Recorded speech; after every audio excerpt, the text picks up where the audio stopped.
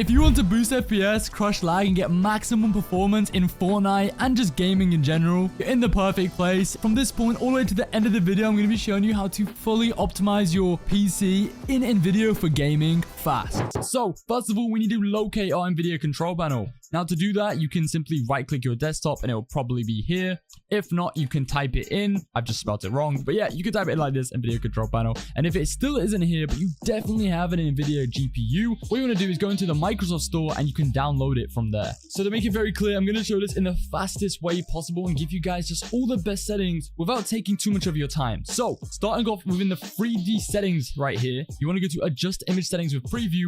And just to be safe, we're going to go to Use My Preference Emphasizing and drag this all the way down. It should either be in the middle by default, or maybe you've got on quality, which is crazy, but drag it down to performance and press apply. Once you have done that, you can go back to use the advanced 3D image settings. Make sure you do this, by the way, and then press apply and then press take me there. Now it should take you into this manage 3D settings tab. What we want to do is essentially copy all these settings, but it isn't that simple. There will be some that are very, user specific. It depends on your hardware. So I do have some very in-depth videos on this, but to put it simply, first of all, image scaling, turn this off. You don't need it. And if you do need it, or you think you need it, you probably don't need it, because if you want the best performance and you're trying to scale your image to get a higher resolution, using a lower resolution will give you the best performance. And as we are technically not here to improve your game quality, yeah, have this on off. Ambient inclusion off. These are like some of the must-haves, right? Have these on off. Ambient inclusion, anisotropic filtering, I always said that wrong.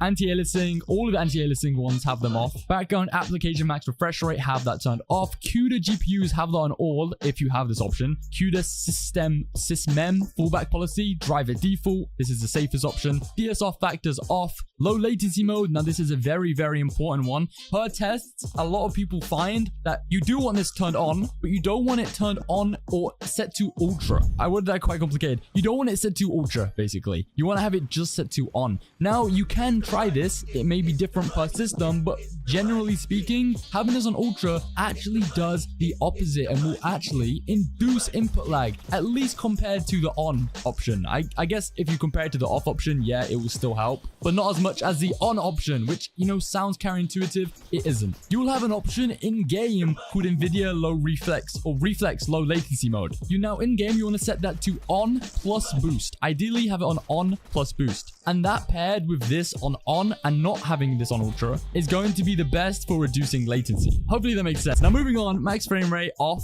You don't want to cap your frame rate at any point here. You can do that in-game if you need to. Multi-frame sampled AA off. These are very, they're nuanced features. They're things that, you don't need for the best performance. If you want the best performance, you don't turn these on. This is for like the best quality. A lot of these are best quality settings and not best performance settings. That's why we are disabling most of them here. OpenGL GDI compatibility, have it on auto. OpenGL rendering GPU, set this to your GPU. So it may be on auto select. This isn't like a make or break, but you're better off just selecting your GPU to be safe. Power management mode. Of course, we don't want any power saving features on because they will limit our performance. So have this on for maximum performance, which, it's in the title, it's in the name. Preferred refresh rate, of course, highest available. You don't want to have this application controlled because it may try and lower your refresh rate, increase your input delay, because of course, if you have a lower refresh rate, everything is moving at a slower rate, which in turn will affect your physical response time. Shader cache, a lot of people will say have this on like one of the highest options, like which isn't unlimited, so like 100 gigabytes. But, for the most part, you're going to be safe on unlimited. You won't really have a problem with this.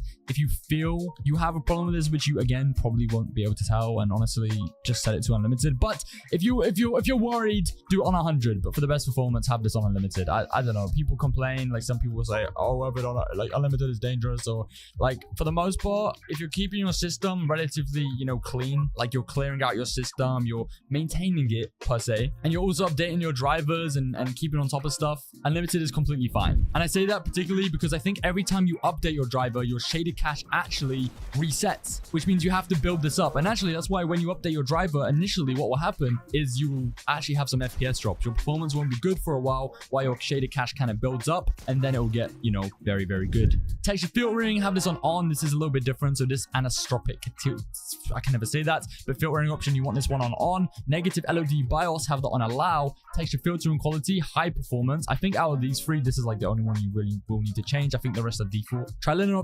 optimization. I'm really butchering these words. On threaded optimization, this is again quite a debated one. Have this on auto. For the most part, your game is going to decide what it's doing here. It's going to decide how this is going to work. And it's going to be different for every system. So if you have a low-end GPU, you actually may be better having this one off. But of course, you can, just test it. You can enable it per game or enable it on your system entirely. If you are, focused on gaming primarily and you mainly just play video games on your system, you can see which works better for you. I know that's really annoying to hear, but that's primarily why I keep mine on auto. But I think in terms of like Fortnite, I have this turned on, like it is enabled. So do with that as you will. Triple buffering, turn off. Vertical sync off 100%. You don't want that on unless you have like a system where you're just about scraping 60 FPS, and you may need it in that case. I made a whole video on this. It's too much to discuss in this video, but I made a whole video about, G-Sync versus V-Sync versus FreeSync. And if you're interested, check that out after this one. All right, virtual reality pre-rendered frames, have this on 1, this on off, Vulkan OpenGL preset. These are all like, I think these are all related to virtual reality as it clearly says,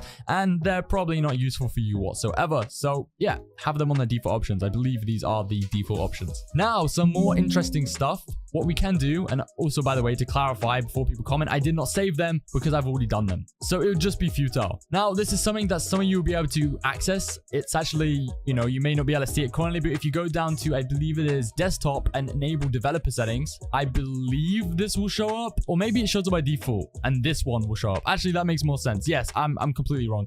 This here will show up, but actually, I don't know if everyone has this. Nonetheless, what you want to do, Fxtch settings, have this set to your GPU, and developer, we may as well go down to there now because I'm on the topic of it.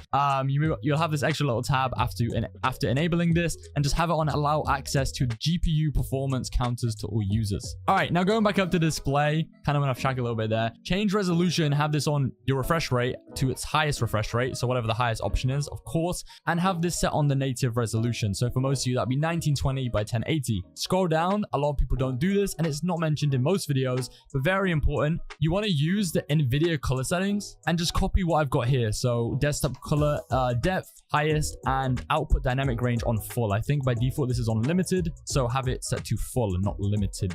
Adjust desktop color settings. This is completely optional. This is what I use. I think these are really good, but I also have a full video on this if you want to watch it. This is not going to change your FPS, for example, by any means. Going down now, skipping a few because these don't really do anything for us. Adjust desktop size and position. For the most part, you want to have this scaling mode on no scaling, at least if you are not using a stretch resolution, and most of you will not be. Perform scaling if you can on your display. If you only got GPU, you probably have an outdated monitor, and it's going to give you a little bit more input lag compared to performing scaling on your display. So if you can, upgrade your monitor, and if it's not a big deal. One of my second monitor, for example, if I click into here, only has GPU. I don't use it for gaming, so I'm good.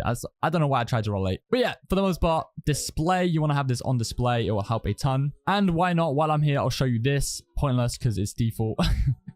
And maybe I've changed something here, but ideally I would avoid it. You don't ever want to be using any like super resolution or high dynamic range settings because they're going to cause performance issues. I think actually all of these will cause some kind of latency to your display, which is not recommended. But I don't know if I've mentioned this already. I feel like I did, but I have a full video on monitor settings as well. I've literally got a video on everything, guys. So go and check those out. But that is everything for your Nvidia control panel. This is the most optimized your Nvidia control panel could ever be. And I'm talking like they never update this thing. So for like the next year, you're set.